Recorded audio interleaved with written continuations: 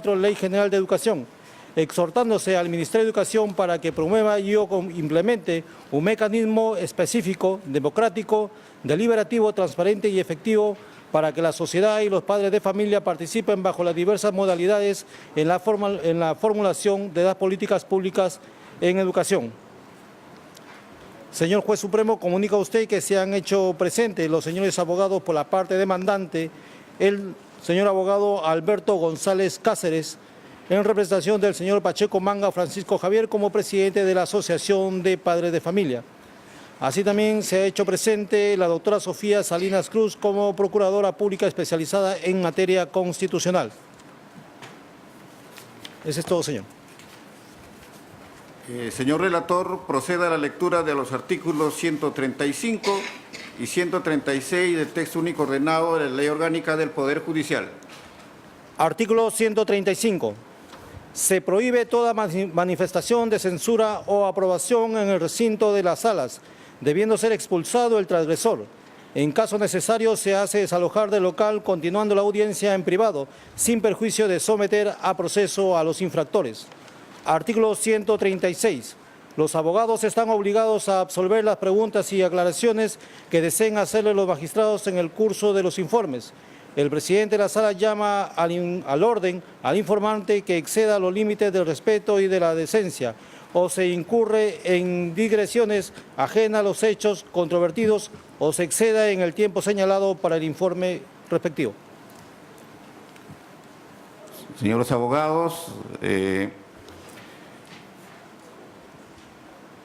si bien es cierto, al momento de concederse el uso de la palabra, se ha concedido por el término de 5 minutos a cada parte, teniendo en cuenta la trascendencia de la causa, es que este juez supremo considera necesario y conveniente otorgar 10 minutos a cada parte, y teniendo en cuenta que ambas partes son apelantes, se concederá el uso de la palabra a la parte demandante en primer lugar, luego a la parte demandada, y luego se procederá a la réplica y dúplica en el caso de que hayan sido o sean solicitados. En ese sentido, se concede el uso de la palabra al doctor Alberto González Cáceres por el término de 10 minutos, invocando a ambas partes que se circunscriban al término concedido en esta audiencia.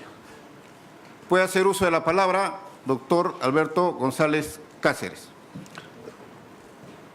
Agradeciendo a la magistratura la palabra concedida, cumplo en señalar lo siguiente, señor magistrado.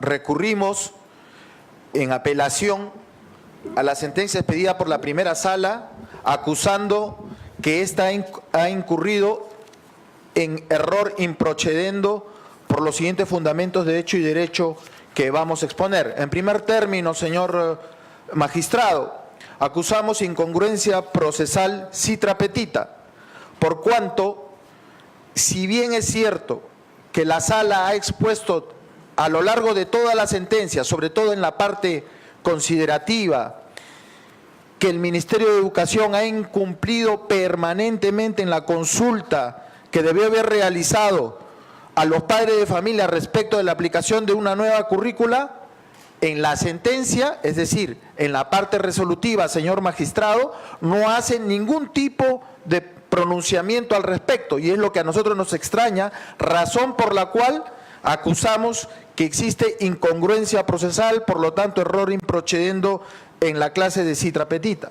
Y por otro lado acusamos también, señor presidente, señor magistrado, que ha habido incongruencia procesal, toda vez que la primera sala no ha cumplido en señalar en todo su extremo las razones por las cuales nosotros hemos acusado en la demanda la naturaleza de los conceptos introducidos en el nuevo currículo y que nosotros acusamos como el ingreso de un pensamiento único, de un pensamiento totalitario, que menoscaba el derecho no solamente de los padres de familia en poder optar por la clase de educación que quieran darle a sus hijos, sino también consideramos, señor magistrado, que menoscaba el derecho de cualquier ciudadano que invierta en educación en poder considerar cuál es el tipo de educación que quiere dar a los alumnos cuando invierten en materia de educación. Paso a exponer lo siguiente. En primer término, señor magistrado, en la demanda se explicita 11 afectaciones al ordenamiento jurídico, es decir, la demanda establece con toda claridad que existe la violación a 11 normas de nuestro ordenamiento jurídico nacional de rango superior a la resolución ministerial que han sido vulnerados. En primer término, el artículo 12.4 de la Convención Americana de Derechos Humanos, que establece que los padres tienen el derecho a escoger la educación de sus hijos. El artículo 26.3 de la Declaración Universal de los Derechos Humanos, que expresa cosa similar.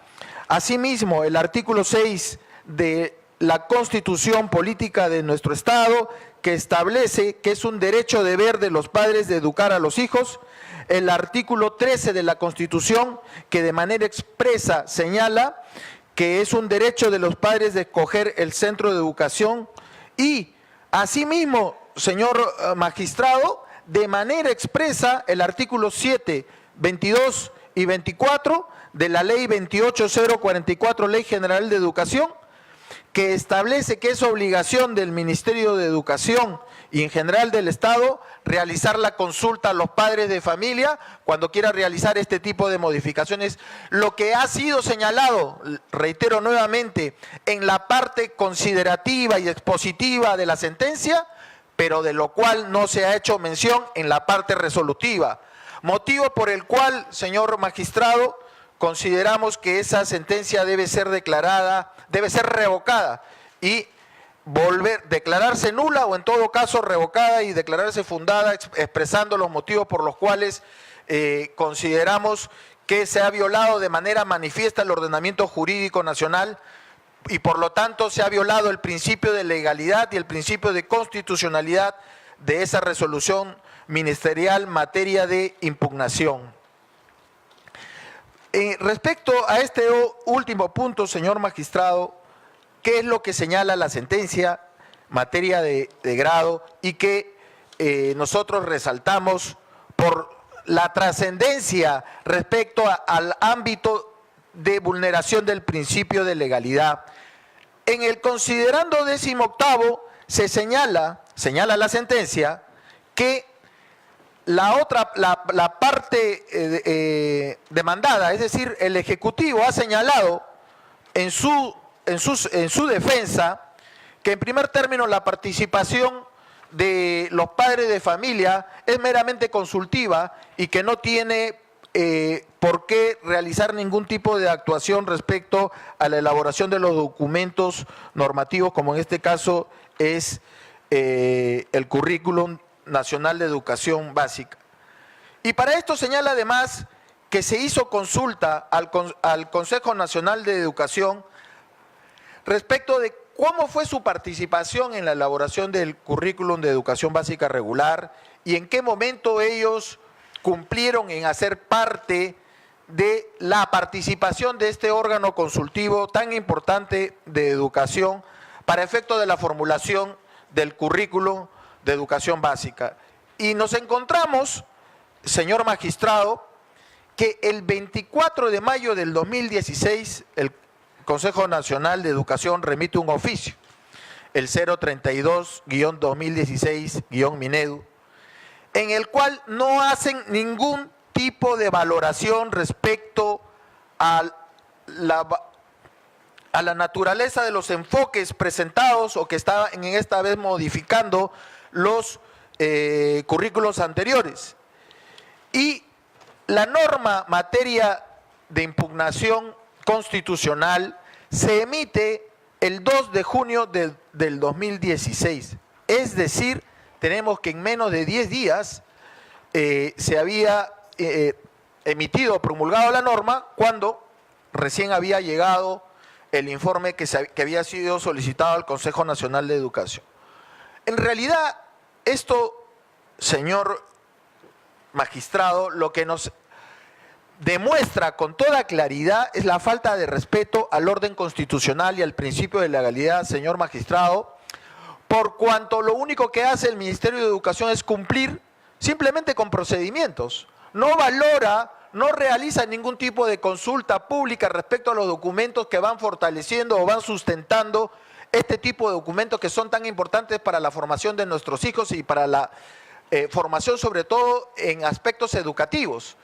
Lo que significa que el Ministerio de Educación simplemente sigue consignas o sigue asuntos que le son señalados, no sabemos por qué entes externos, que de alguna manera u otra le dicen simplemente qué es lo que tiene que hacer y cómo es lo que tiene que hacer, porque acá lo que interesa es promulgar este currículum sin ningún tipo de cortapisa.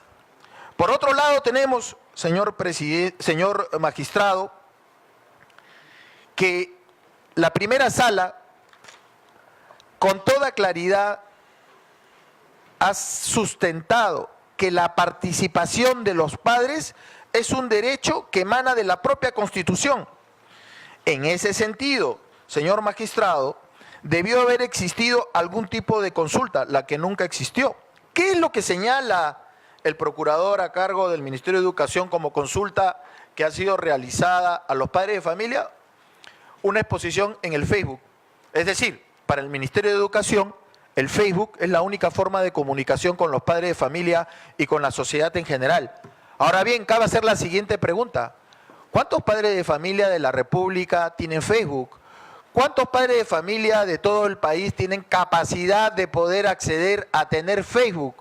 ¿Cuántos padres de familia tienen internet en este país donde sabemos que se aqueja durante mucho tiempo y hasta los días de hoy de comunicación por esta vía electrónica?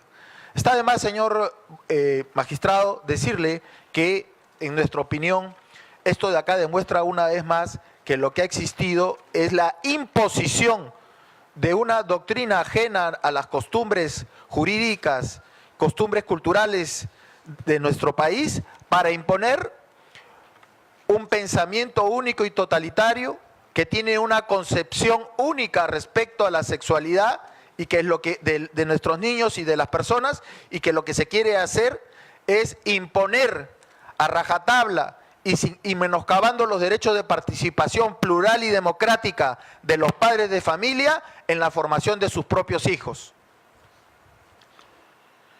Señor magistrado, tenemos en ese sentido que volver a señalar que solo este aspecto es fundamental para declarar nula la sentencia, por cuanto no se ha expresado y no se ha manifestado a lo largo de toda la parte considerativa, expositiva y resolutiva de esa sentencia, cuáles han sido los medios por los cuales se ha aprobado, cuando lo que sí se ha aprobado es lo contrario, que se ha consultado a los padres de familia. Señor abogado, se le comunica que el término concedido ha finalizado. Termino y concluyo, señor magistrado, rápidamente.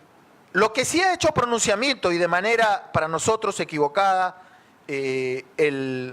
la primera sala civil, es respecto a un solo elemento respecto a la introducción de lo que se denomina igualdad de género o equidad de género. Sin embargo, estos conceptos que se introducen dentro de la currícula van mucho más allá de lo que se ha señalado, señor magistrado. Pero es justamente estos temas los que no se han discutido con los padres de familia, y de ahí encontramos que tanto la primera sala tiene un concepto, los demandantes tenemos otro concepto y el Ministerio de Educación tenemos otro concepto. ¿Y esto qué cosa es? Si no es producto de la falta de comunicación y la falta de interacción entre padres de familia, entre el Ministerio de Educación y entre la judicatura, perdón. Eso es todo, señor magistrado.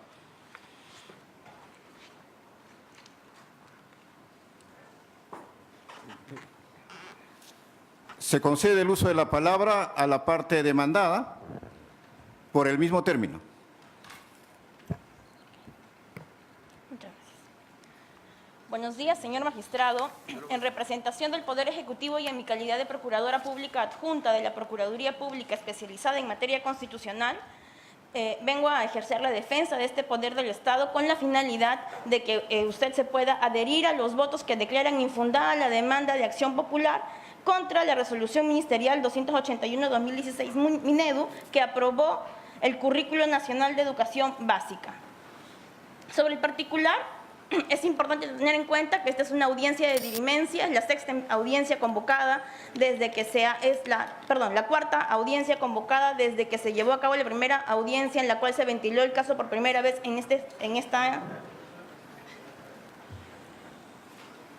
Siga, doctora.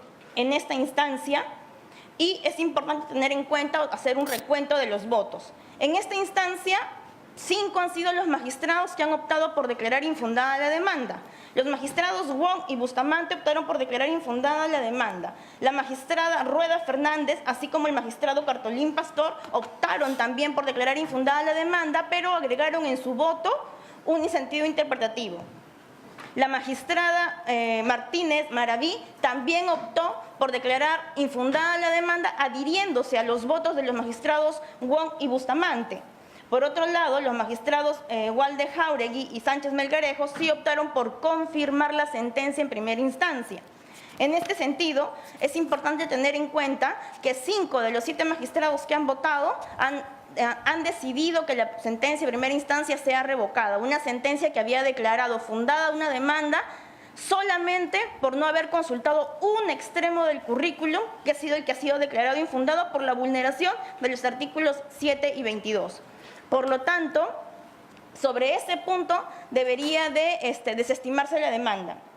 Además, debe tenerse en cuenta, por ejemplo, que el magistrado Cartolín Pastor y la magistrada Martínez Maraví establecen con claridad que estos derechos no son sometidos a consulta. Los magistrados que votaron por declarar fundada la demanda solamente la confirman en el extremo impugnado, que vulnera el artículo 7 y 22, que han sido mencionados.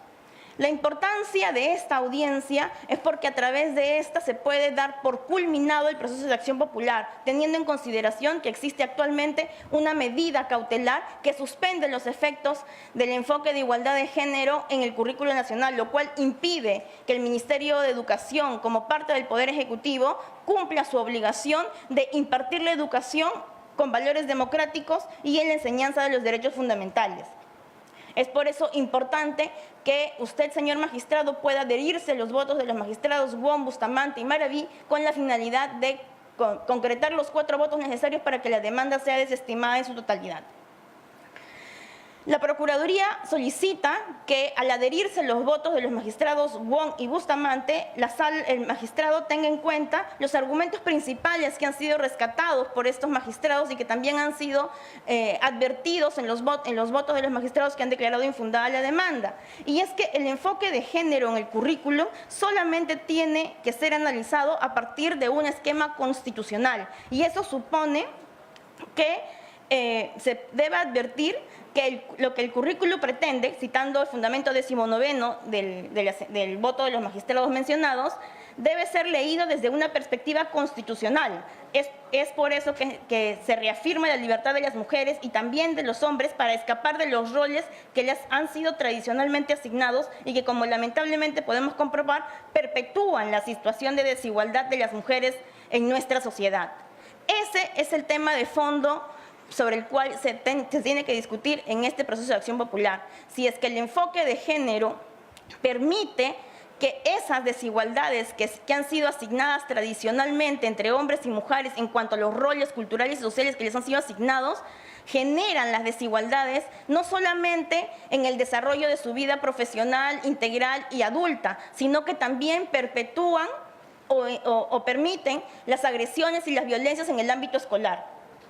El fundamento 18º de los votos de los magistrados mencionados es muy importante porque permite advertir cuál ha sido el error de la sala de primera instancia al declarar fundada la demanda.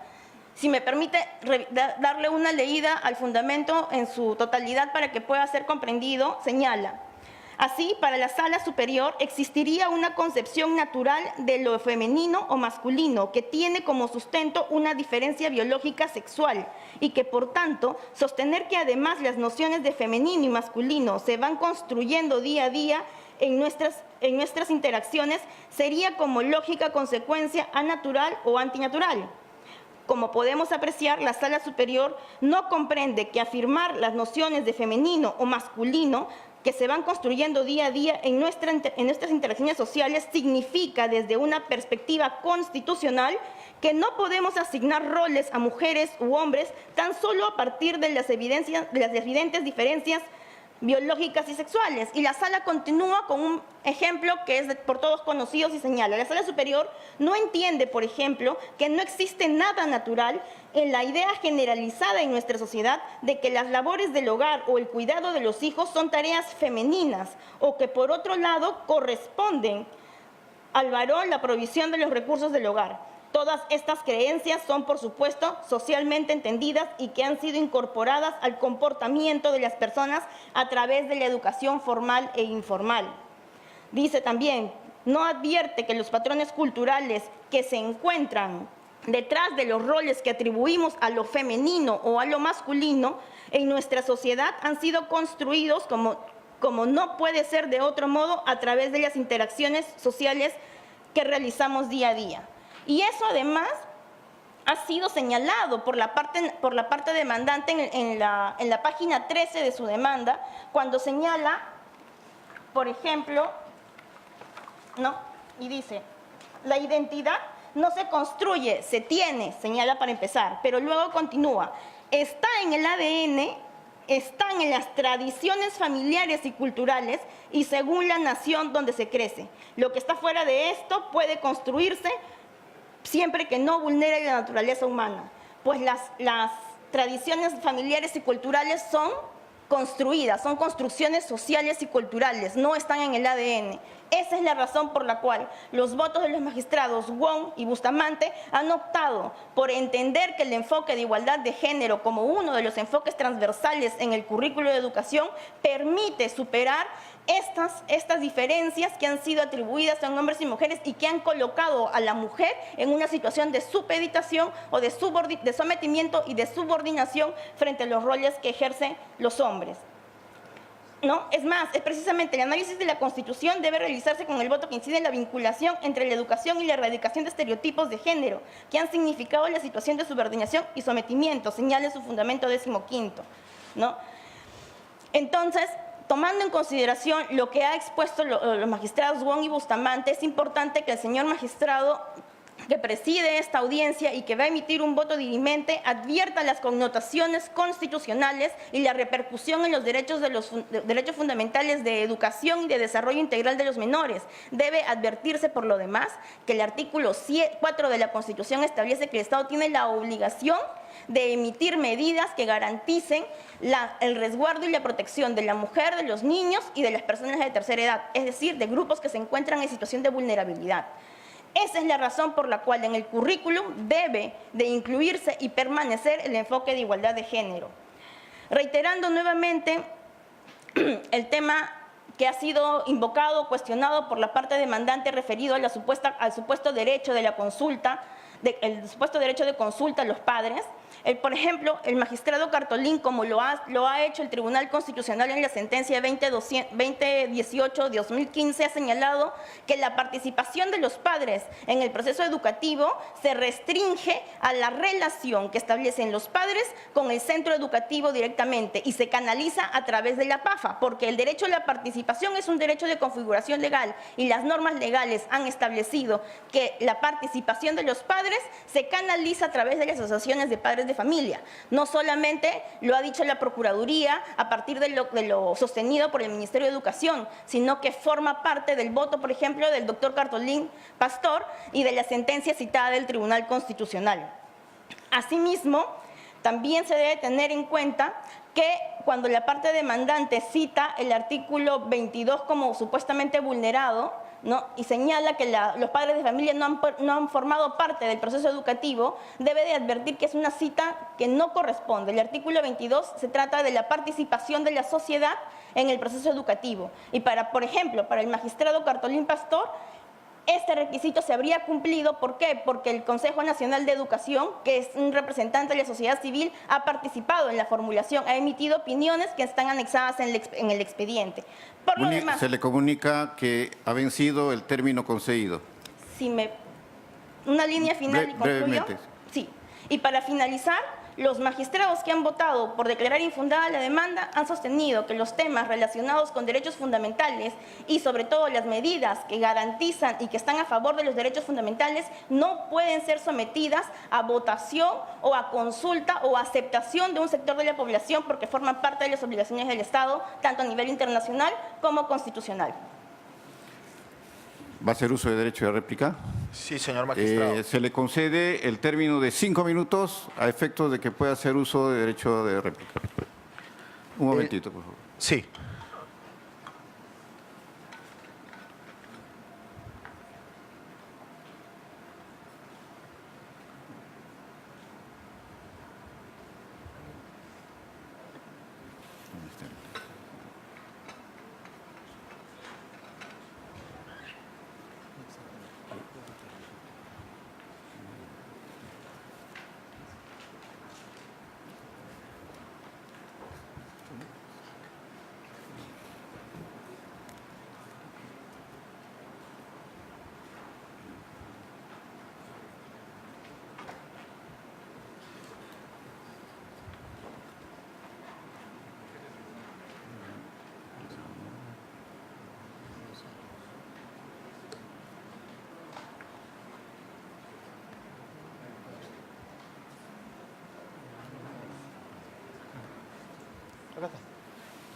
Puede hacer uso de la palabra, señor abogado. ¿Quién podría, señor magistrado, estar en contra de lo que ha señalado mi colega? Evidentemente, solo alguien que tenga problemas de orden mental podría avalar la agresión y la violencia contra la mujer o también contra el hombre. Sin embargo, lo que sucede, señor magistrado, es que mi colega no le dice la verdad. En primer término, no le señala y no le dicen, y entiendo que aquellos magistrados que han fallado, conforme ha señalado mi colega, no les han señalado y no les han mostrado respecto a lo que en realidad tienen incorporado dentro de la currícula de enseñanza básica regular. Esto que se ha incorporado al proceso mediante nuestros escritos es una última publicación que ha realizado el Ministerio de Educación, a pesar de que existe una medida cautelar, es decir, desacatando el mandato judicial. ¿Qué es la identidad de género? En el texto que hemos incorporado al proceso se coloca: es el reconocimiento de uno mismo en tanto hombre o mujer. Se trata de un proceso que está basado en dos componentes que se integran, uno biológico y otro psicológico. El primero se refiere a las características de los cromosomas, las hormonas y los caracteres sexuales internos y externos, mientras el segundo se refiere al trato asignado por el entorno desde la primera infancia. Es decir, lo que nosotros vemos de acuerdo a este concepto otorgado en este libro que está siendo publicado por el Ministerio de Educación, es lo que en la medicina se conoce la disforia, una diferencia de carácter patológico entre el sexo de la persona que tiene y la posición que toma, la identidad que toma en el momento del desarrollo. ¿Eso es lo que queremos para nuestros hijos? Pregunto yo ahora, señor magistrado, ¿es eso lo que han explicado en la currícula de educación básica regular cuando han incorporado los enfoques en el nuevo texto que es materia de impugnación constitucional? No, señor magistrado, lo que han hecho es ocultar la verdad, como permanentemente lo realizan, lo dejan en el aire, no colocan ningún tipo de definición. Lo que hemos encontrado en aquellos votos por parte de los magistrados que lo han antecedido son conceptos que ellos mismos proporcionan. Sin embargo, dentro de la currícula no existe ningún tipo de conceptualización de dichas palabras, de tal manera que los padres podamos estar completamente tranquilos. Finalmente, vuelvo a señalar, se menciona que la participación de los padres se realiza a través de las APAFAS y que esa es la forma como debe canalizarse la participación de los padres en cuanto al cumplimiento del artículo 22 de la Ley General de Educación. Al respecto debemos mencionar, y con esto concluimos nuestra ponencia, señor magistrado, que ni siquiera eso han cumplido. No existe ningún documento en que se haya comunicado o se haya solicitado la participación de las APAFA. Ya no estoy hablando de los padres de manera individual, sino de los padres de manera organizada. Y por último, respecto a la participación del Consejo Nacional de Educación, de la cual mucho se ha hablado, cabe la siguiente pregunta y muy sencilla. ¿Cómo es posible que 10 días antes que se promulgue la resolución ministerial se reciba la opinión que ni siquiera, que no tiene ningún tipo de cualificación, ni lo aprueba ni lo desaprueba respecto al enfoque de género? Lo que sucede, señor magistrado, es que estamos convencidos de lo que venimos a afirmar, que ese texto ha sido impuesto, viene siendo impuesto, y que lo único que se hace es cumplir o aparentar el cumplimiento del principio de legalidad. Solicitamos y exigimos, señor magistrado, que se cumpla con el control constitucional del principio de la legalidad. Es decir, que más allá de la apreciación respecto al concepto constitucional de género, lo que solicitamos es que exista una opinión expresa de si es que se ha cumplido con el principio de la legalidad. Es decir, si se ha consultado a los padres, ya sea de manera individual, de manera organizada o de cualquier otra manera. Y estamos completamente seguros, señor magistrado, que no lo va a encontrar. Por ese sentido, por ese punto y por ese solo punto es que no solo la sentencia, sino el currículum debe ser declarado inconstitucional.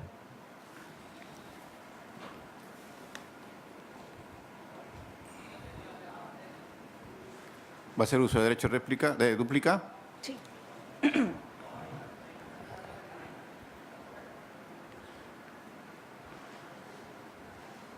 Se concede el derecho de formular dúplica por el término de 5 minutos. Puede proceder.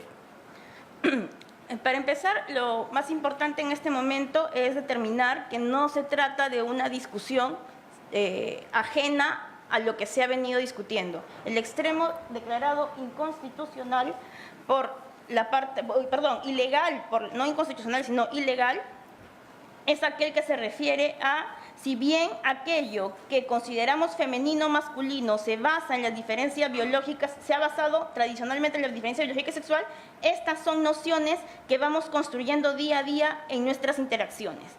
Ese extremo que ha sido declarado ilegal por la Sala de Primera Instancia ha sido ya analizado por los votos que han declarado infundada la demanda y que centran el análisis en el enfoque de género y en la necesidad de que este enfoque sea incluido en el currículum para poder superar los prejuicios que han colocado en situación de desigualdad a los hombres y a las mujeres, colocando a estas últimas en situación de subordinación y sometimiento. Ese es el centro de la controversia, ese es el centro respecto del cual se han pronunciado los magistrados que han declarado infundada la demanda. Con relación a la consulta, es importante tener en cuenta lo que recientemente el Tribunal Constitucional ha precisado y ha reiterado de jurisprudencia anterior.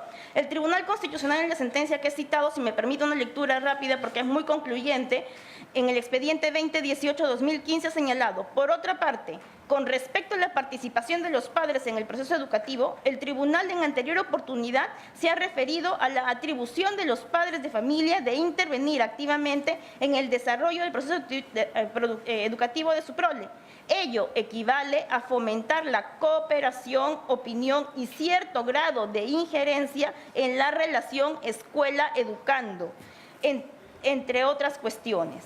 Y señala: ahora bien, la participación de los padres en el proceso educativo de sus hijos no implica que los padres puedan reemplazar al Estado en sus funciones y competencias constitucionales, sino más bien que aquellos coadyuvan a este desde su posición privilegiada y propia de la esfera familiar a alcanzar el objetivo constitucionalmente valioso, la igualdad, que ambos tienen en común y que se refiere al desarrollo integral de la educación. Lo que es importante señalar es que en este proceso de acción popular tiene que discutirse el enfoque de género como un enfoque que permite la igualdad entre hombres y mujeres. No se puede discutir si ciertas personas merecen o no merecen respeto. No se puede discutir situaciones ajenas al proceso en términos jurídicos abstractos. Lo que el Estado tiene que garantizar es que desde la educación como una herramienta para erradicar prejuicios, tiene la obligación de implementar políticas y medidas que generen que los estudiantes se desarrollen integralmente como ciudadanos que respetan los derechos fundamentales de los terceros. Este es el centro del asunto. Sí. ¿Es todo? Sí.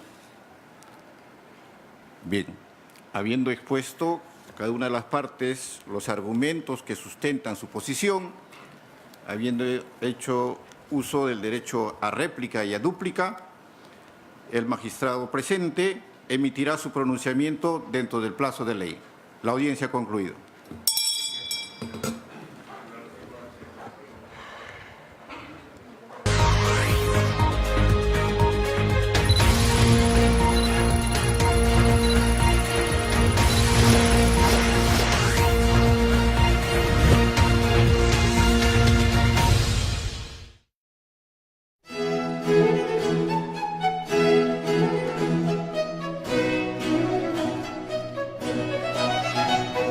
El Código Civil Peruano.